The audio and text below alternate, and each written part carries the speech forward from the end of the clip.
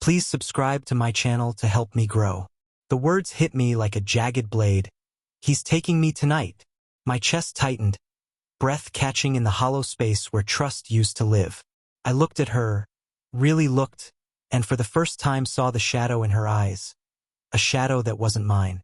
She tried to mask it with a casual shrug, a laugh that didn't reach her lips. But I noticed the tremor, the slight pallor of her skin under the soft lamplight. What do you mean? My voice cracked, though I fought to keep it steady. Her face went white. Not the kind of white that comes from fear, but from a guilt so heavy it almost seemed to press her shoulders down.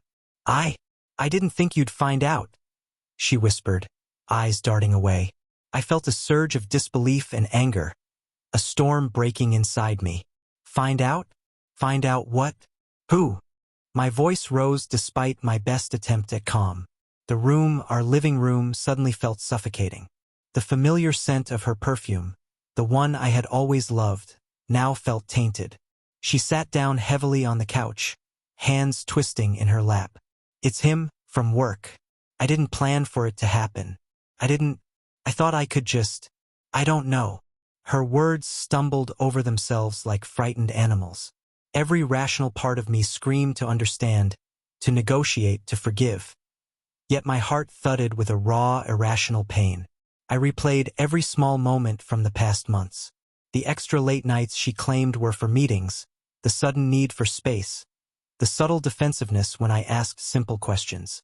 All those tiny red flags suddenly coalesced into a glaring warning I had ignored. Why? Wasn't I enough? The words left me before I could stop them.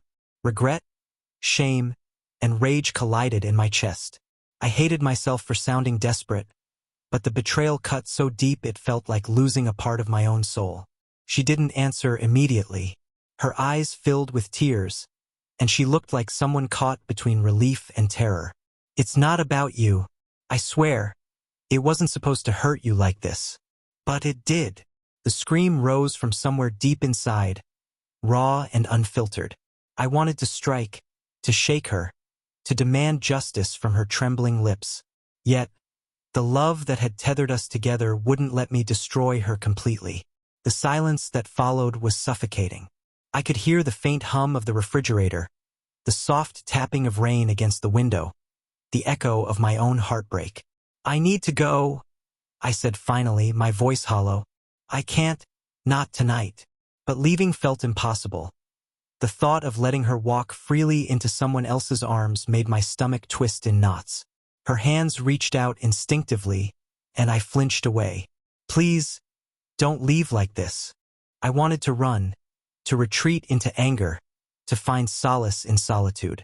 But instead, I stayed, trapped between the love I had for her and the betrayal she had committed. Every heartbeat screamed a warning. Every breath was laced with bitter regret.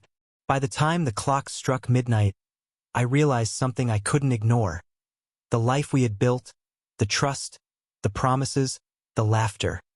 They were fractured beyond repair. And yet, part of me still ached to hold her, to plead for a chance to fix what had been broken. She looked at me one last time, fear and sorrow in her gaze. I saw the reality reflected in those eyes. The man I loved was slipping away, replaced by someone I couldn't reach. I walked toward the door, each step weighted with grief, betrayal, and disbelief. The rain outside mirrored the storm inside, relentless and unyielding. And as I stepped into the night, I understood the harsh truth. Some betrayals leave no room for reconciliation, only the raw, painful echoes of what once was.